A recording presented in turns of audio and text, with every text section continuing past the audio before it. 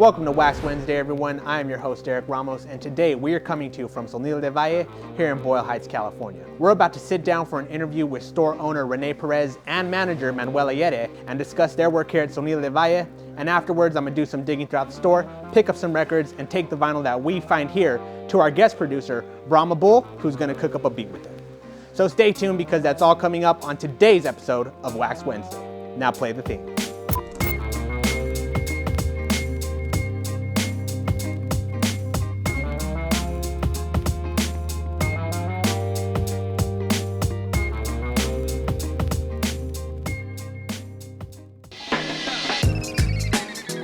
My name is Rene Perez, and I'm the co-founder of the shop. My name is Manuel Aguirre, and I'm acting manager here at Sonido Del Valle. In high school, when I was, making friends at a new school, I kind of gravitated towards the people who were wearing like band shirts and all that. And through them, like they were already buying records at thrift stores, and I was buying CDs and spending like $20 at the warehouse. And they're like, yo, like you can buy that Elton John album for $1 at Savers or whatever, It was just to really like get as much music as I could on a budget. For myself, I think it was through my father. He collected vinyl for a while, long before I imagine I was born. And later on, I had forgotten about it. Later on, got into it again through my buddies in high school, like being DJs for parties, after parties. And vinyl was like the focal point of music for us, I think. And for like socially, especially like in the mid-90s. And I feel like it was such a huge part of like the social scene. Like it was partying, tagging, and records, basically. And vinyl was always there. I was working full time in the kitchen, I was cooking, and everyone in the kitchen ended up getting laid off. And so, because I had already been collecting for a long time, just to pay the bills, some friends were like, hey, maybe just sell some of your records since you have so many, And I was like, oh, it's not a bad idea. So, because a lot of my friends were DJs, they would invite me to do pop-ups at their nights at Footsie's and Eastside Love and all these like local little venues. And so me and my friend Hector brought our records out in crates, and we would just start selling, and eventually we were able to get the back half of a bookstore right here up the street in Boyle Heights, and that was our first location. I heard of Rene years ago, maybe about 5 years ago, through some mutual friends that he had been selling records at an art walk. And then when we found out that he had his own little shop, we went, and that's when I was formally introduced to him. And then slowly from there, we just started becoming friends, and then he hired me part-time at his old shop. But I didn't really become like acting manager until we moved here, because here it was a whole different level. It's like a huge, giant store now. I never imagined how many records he actually had until we came here. Yeah. And then I saw like the mountain underneath the iceberg, Yeah. So, yeah, for sure. That's beautiful, dude. Yeah. The reason why it's called Sonido Del Valle is because my buddy Hector that I opened up the shop with, when he came here from Mexico with his parents, they went to El Monte, which is in the San Gabriel Valley. And that's where my dad went too, just coincidentally. And so we're coming up with names and throwing ideas out there, some good, some really bad, and that's just kind of what stuck.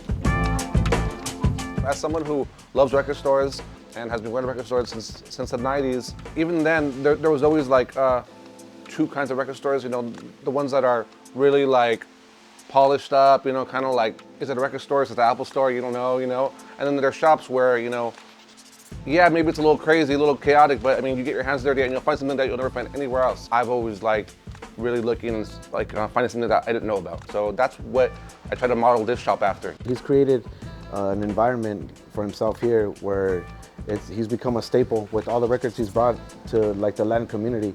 Everybody knows that if it's either gonna be something recent or it's gonna be something from, let's say, 70 years ago, he's gonna have it, it's gonna be here. If you wanna find something rare, something that nobody's probably ever heard of, you can find it here for sure, man.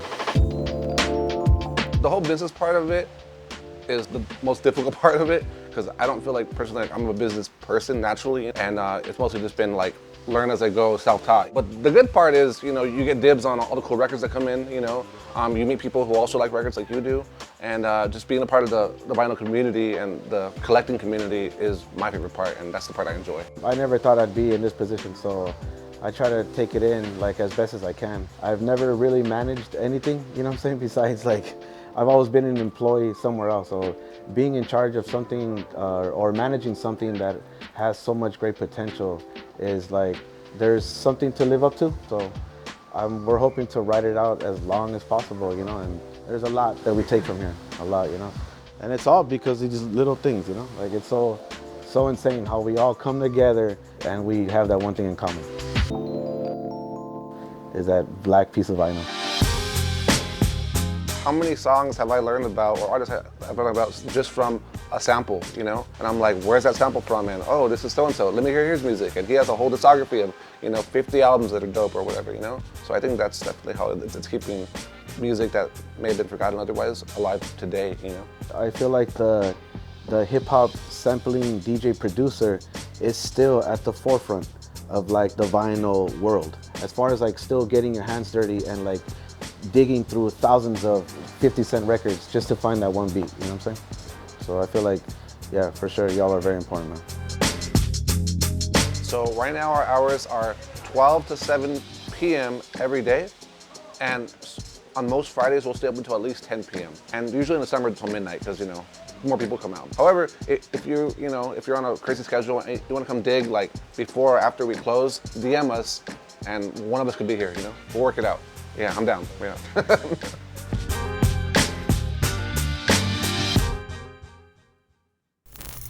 All right, so hopefully you guys enjoyed that interview with Rene and Manuel. We highly recommend that when you are here in Boyle Heights, you come check out Sonido Del Valle for all your digging. We're gonna do some digging ourselves to see what we can find and take back to Bhrama Bull.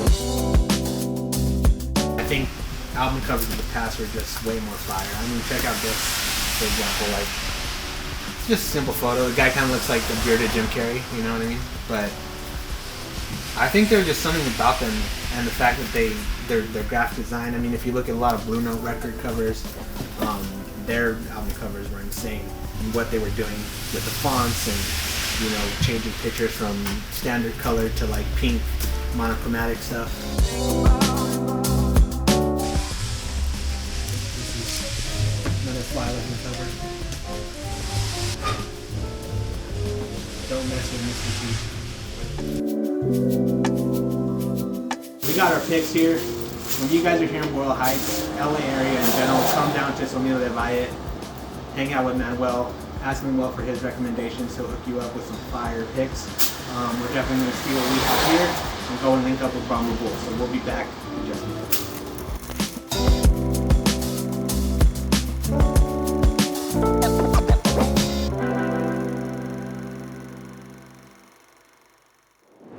My name is Bhrama Bull. I've been making beats for over 10 years. Yeah, I had this sample before, but I never really messed with it. I think it was a skeleton. I had the piece that I messed with, but I never finished it, but I found a new piece. Fire, horn player, you know what I'm saying? I think I'm just going, you know, cut out that piece and fuck with it. This one right here. Because I can control it. And that little roll at the end is crazy, so cuts, you always gotta make the cuts.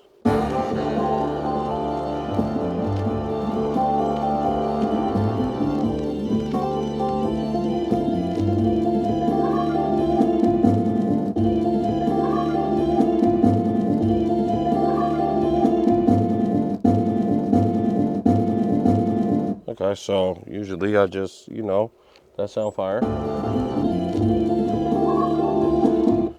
And it's just like regular choppery, you know what I'm saying? Regular MPC 2000, 4000 type shit. Just you got the computer right here, you know? There used to be at my old house in the Poconos, there was like this keyboard, right? And it had like James Brown sounds and like Star Wars sounds in it, right? And you had to put the floppy disk in, so it was like fire. Like we would press a button and something would happen. And then it led into vinyl, and then it's like when I discovered that there was a producer of the track, I fell into that and started studying music, and it kind of led into, yo, you gotta get this beat machine to make beats like this guy, you know, and he takes it from records, and it just kind of snowballed from there into like trying to be the best I could be. Okay, so maybe we do some shit, you know, cool little ride.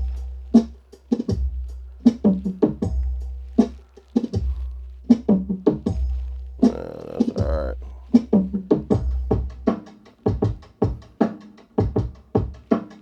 and then we'll get the tempo inside of there. So,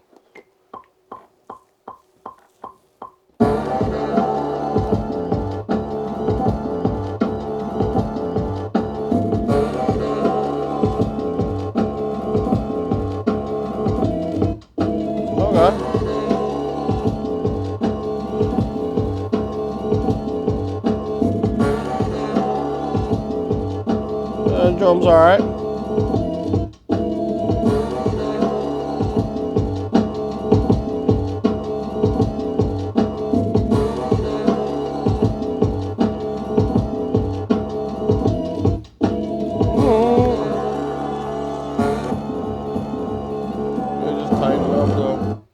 Tighten up the chops a little bit. Let's go back to the horn real quick, maybe get some stabs of that.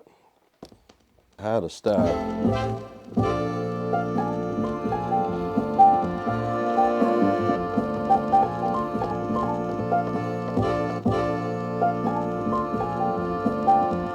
Let's get it from the beginning. Okay.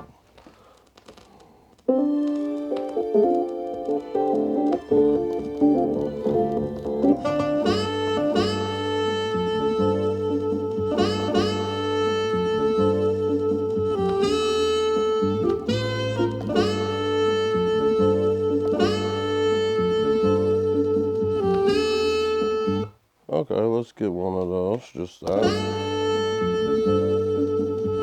Yeah, just on the one or something. Maybe some swing on there.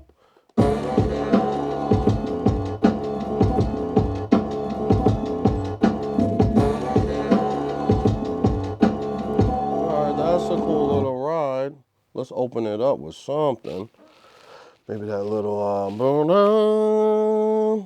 let's get that over there. All it takes is like hearing a record before Who Sampled, before all this, like I'm talking 10, 15 years ago, to find that and then hear it on a, like, you know the song that has that. From like just listening to records, like, oh snap, like that's that. And it just kind of like, if you're trying to be in that section of music, it's like, yo, I'm gonna dig for more records, or you ask, you know, older people like, yo, why you like this record? Because it had that one joint on it. You know, you get the passion of digging, and then you discover different people, and it's just like so much fun bringing that world into like, you know, the sounds of the old school into like your production. Now, what's right before that? Let's see. Yeah. Okay, so right before that, let's open it with the sound right before that so it could just like hit, you know what I'm saying? On the opening.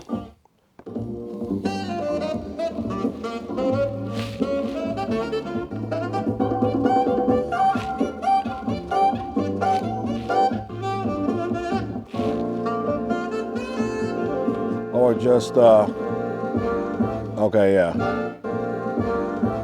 Yeah, let's just do that.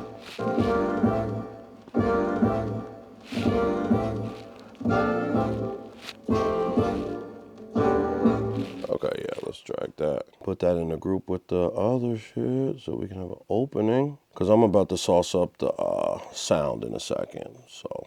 I just feel like, you know, jazz music is like the core of all music. And I didn't really understand it in the beginning of like the way it was played. You gotta really like understand what it is. You know what I'm saying? The impressionism of it and the skill behind it. So it took me years to understand that. It took me years to like find areas in the record where, you know, it's the most free or it's the most catchy for lyricists. So that's a skill to know that where to take it, you know what I'm saying?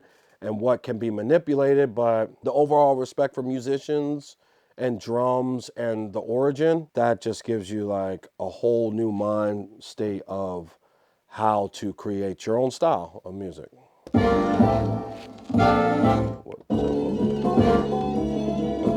Let's get that tempo right. Okay, cool.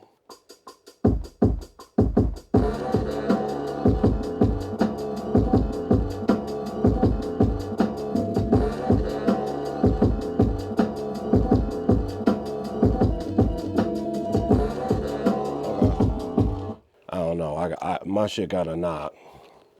That's just me. And you know, I rely on the swing of the machine.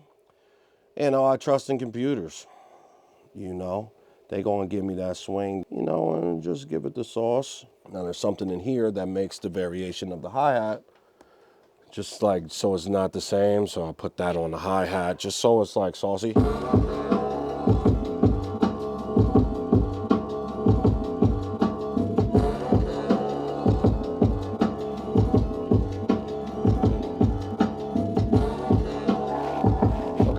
Sauce on their pattern.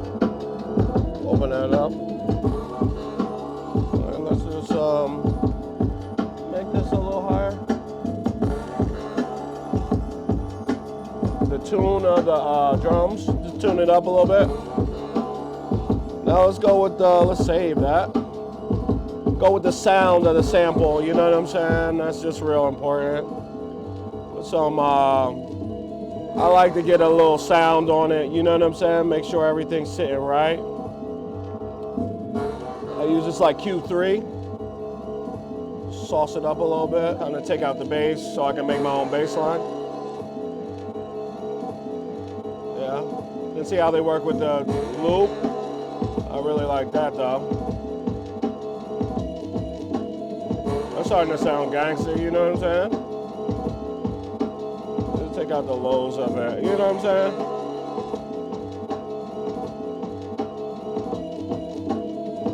And then give it all to the kick. It opens it up a little bit more. And then the little sprinkle shit. And then maybe we just put the fucking little Hit Boy shit in there.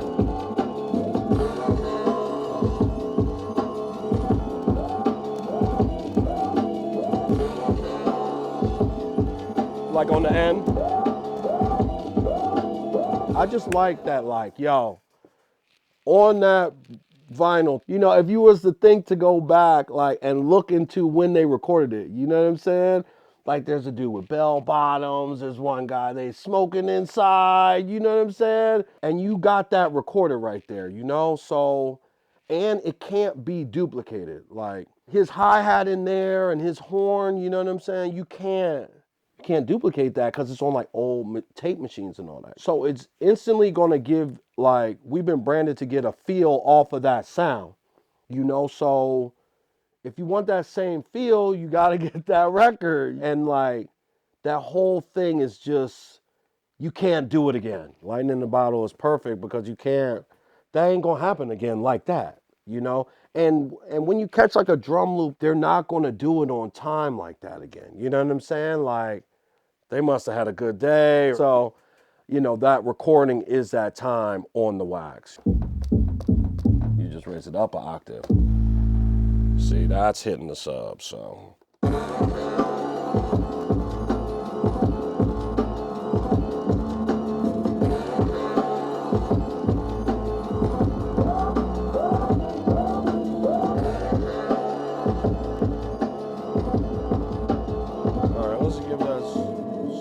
Sauce here, that's not loud enough because you know, it's gotta work with the kick, you know what I'm saying? And I want subs to be going with my shit, you know what I'm saying? I've had a sub in my house, Woulda could tell you, you could hear me coming up the block, you know, I just feel like the low end is real important. It took me years to find the low end of, I didn't have the right equipment or whatever, you know, cables weren't balanced, but finally got it, and I'm never letting it go. So let's get some sub in there. And then we'll have all the elements to like extend it and give it a sequence, you know, because that's pretty important too.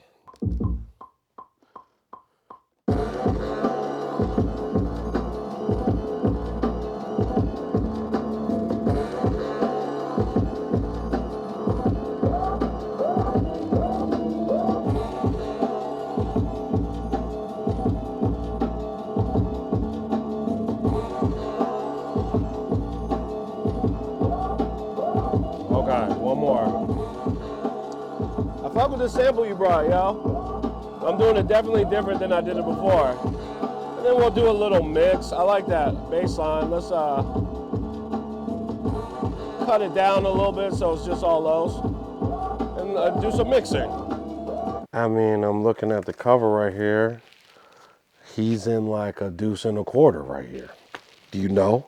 That's like my thing for Spotify, the way I be looking at shit. You know what I'm saying? Like, it just looks like, yo, I just left the stew. I made some fire. The dude, if you notice the horn, his horn kind of has its own little sound on it. You know what I'm saying? The groove on what you gave me, I remember having it. And I remember listening to the whole track.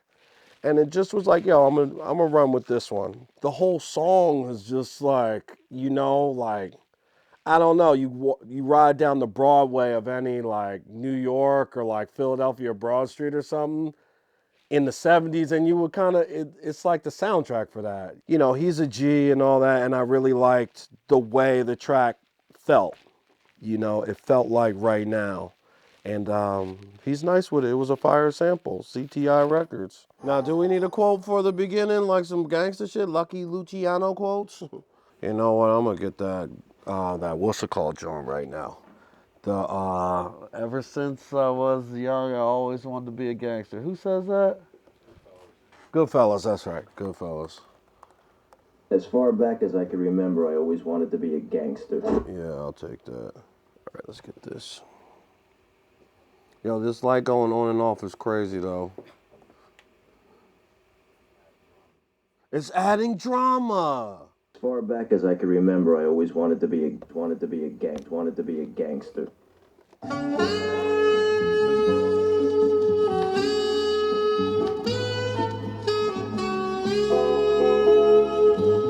As far back as I can remember, I always wanted to be a... You know the sauce, I say sauce a lot of times, but I like to make things just sound grand, and I like drums. You know, my pops was a drummer. And how am I gonna come in here and make like a no drum beat? That would be a sellout, you know what I'm saying? I just feel like in my career right now, where I'm at, I'm putting some drums over some shit, and it's gonna knock. What makes my beat, I mean, I think it's all the influences of my time, of where, like, of the people I look up to. I'm gonna have a crash on the one. It's like the Heat Makers. I'm gonna have bridging sounds into the next one because I'm trying to glue everything. I'm gonna use the computer, you're gonna hear delay. After I stop the beat, it's gonna keep, like, going. I'm gonna have a quote in there because I was raised off of mixtapes, you know? And then there's gonna be a sub in there. It's gonna have some low end. You're gonna hear all those elements of just, you know, my heritage of creation. Yeah, you're gonna know that's me. But you know, the kick, the sub, you're gonna know. I always wanted to be a gangster.